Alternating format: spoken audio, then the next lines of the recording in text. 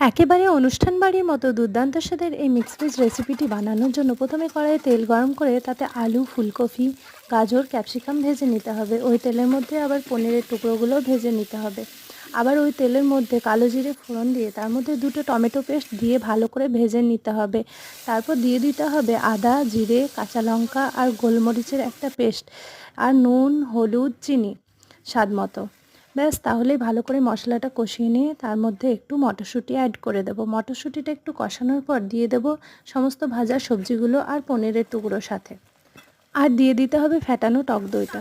তারপর ভালো করে সবগুলো কষিয়ে নিয়ে জল দিয়ে পরিমাণ মতো ঢাকা লাগিয়ে দিতে হবে। ঢাকনা খুলে দেখে নিতে হবে সবজিটা কতটা সেদ্ধ হয়েছে।